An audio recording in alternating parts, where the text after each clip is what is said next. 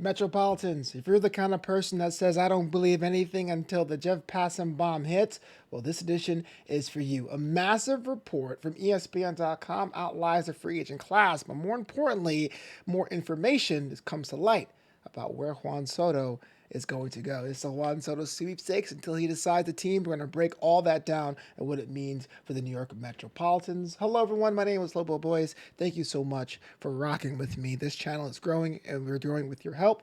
And if you do so right now, make sure you like the video, comment on the video, and subscribe. I do read all the comments, positive and negative, and everything in between, and I try as hard to give you the information you need as succinctly as possible. So today, as it is right now, ESPN.com's Insider tab, where Jeff Passan's the lead contributor here, the insider among insiders, the king of kings, dropped a massive report about the current free agent class and what teams can do and what can shift, and is pretty much keeping us all in the know. But on this edition of Mets Digest, and the most important thing is about where Juan Soto's going to go. The Juan Soto sweepstakes is in full effect. So many teams want in on someone who is that young and can really go for theoretically 12, 14, or 15 years, even though it may come with a projected $600 million price tag. I want to talk about the Mets prospects because we're the Mets Digest channel, but truthfully, I do think we are a little bit closer now than we were about 10 days ago. This right here is an excerpt from that article. I'm going to start off with this first.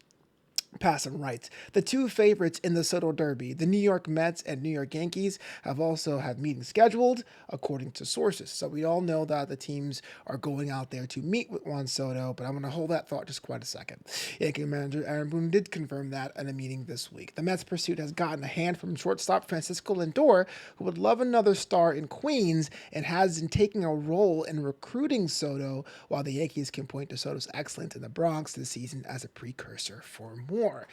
A lot of things to pull from this one. First things first, I didn't realize this, but Soto's camp, Scott Boras and company, they're based out of California, has scheduled meetings with the Boston Red Sox. Not saying they're automatic front runners, but for a long time I thought the Red Sox were watching from the outside in, but they are obviously in the mix. The second thing, I'm sure you saw that, was my captain, Francisco Lindor, is doing a little bit of the hard work of recruiting a talent on the caliber of Juan Soto, because frankly, there is desire you could think of either staying in with the Bronx if you're Juan, right? You were on the team, you went to the World Series, why not build something or continuing to build what you started to build? But across the way over in Queens, there's a culture brewing. Lindor stepped up to the captain role. There is a need for more of an anchor in the outfield. And what I mean by that is the way it is right now. Harrison Bader is a free agent. He applied for free agency last week. Tyrone Taylor is good to go, but he had two surgeries over the offseason, one for his elbow. He had bone fragment in his elbow and the hernia surgery, but he'll be ready. Starling Marte has only 1 year left on his current contract. Brandon Nimmo is a fantastic hand in the left, but is aging as we roll on season to season. He did play less games this year than he did in years prior. Having another anchor out there in the outfield is great, because whether or not you are a fan of Juan Soto's defensive prowess, and some people could be fair if they weren't, there is somebody who can give you years and years of production, even if they decide to work on their defensive as well. But the fact that Lindor is recruiting is great, because that shows that there is something good happening in New York and is wanting to build on a team as opposed to other franchises where people are trying to leave as soon as possible. So shout out to the captain there. But yes, the meeting segment, the meeting stages of these camps and teams is happening now. So we probably won't know where Juan's going to go for the next couple of weeks, which there really isn't a rush to rush a deal. You got to get something that works best for him and his family. But the report goes on about other teams I thought would be more closer in the mix, and they're not. Jeff continues. Other teams have shown interest but could be priced out. Obviously, the Los Angeles Dodgers won't chase after Soto.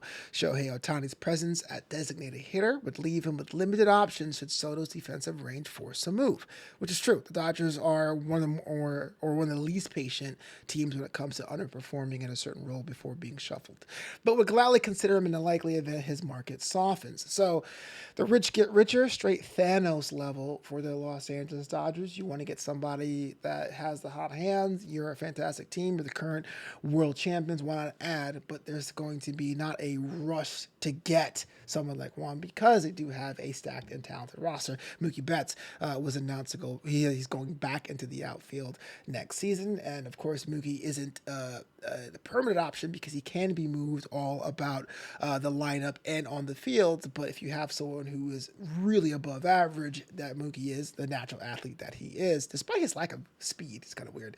You wouldn't want to break the bank just to get Juan Soto. You are the world champions. You got to the promised land with the team you had. That usually calls for small adjustments, not big overhauls. But the fact that yes, since Shohei Ohtani is the everyday DH, if there's a certain situation where the defensive work of Juan does not work out for them or it declines even, there would be nowhere to put him. And so that would be a very expensive paperweight, which is really odd to say about something along the line of the caliber of Juan Soto. Just to put things in perspective, this is another write-up on the stats. One here comes from Heavy, the folks over there, Jonathan Bankin, says Soto will clearly be an asset to any team, 419 on base percentage this season, and was second in baseball this year, but his .569 slugging percentage was fourth. Those numbers combined with the OPS of 99, placing him third in the big leagues behind only second place Shohei Ohtani of the Los Angeles Dodgers. And Soto's 2024 New York Yankees teammate Aaron Judge, who led the majors at 1.159. Thanks largely to his 58 home runs. But Soto's total of 41 dingers was good enough for fourth overall. And that is another thing if you want to think about the power makeup of the New York Mets. When the runs were hot, they were hot. And when they were cold, they were cold. And having someone with those numbers of home runs as a secondary or tertiary scoring option is great. So watch me, go with me for a second. If the Mets re-sign Pete Alonso, not a guarantee by any means, but let's say they do, that is someone that can give you plus 30 home runs. Lindor, plus 30 home runs. Vientos on pace to do plus 30, if not plus 40. And then you have another bat in the arm of Juan Soto. I think the biggest problem offensively for the team, and that is bringing runners home, especially runners in scoring position, will be less of a problem. So there really is a strategic reason why the Mets will put out all the stops for someone like Juan Soto, despite his high price tag, despite the defensive questions, despite the fact that it looks like almost every team in baseball who has in the financial neighborhood is gunning for them. That said, though, I think ultimately it comes down to the player, what he wants to do. New York is a fantastic town, number one market. You're not necessarily considered the guy or the only offensive production on a team that can go to sleep, as we saw with the Yankees this season. You're with a team and culture that's growing. I don't see why Juan would not go with New York unless there's a reason that we haven't seen before. But by no means am I suggesting he's signing with the Mets now. I don't need the clickbait comments in the chat. I'm just saying this from my perspective, analyzing the news as it is right now, having a team with the money to pay Juan Soto his money look like more non-deferred or small deferments over 10, 12, 15 years in a market that can support his star power. New York does seem to be an option, and why not go with a team that's trending upward in Queens?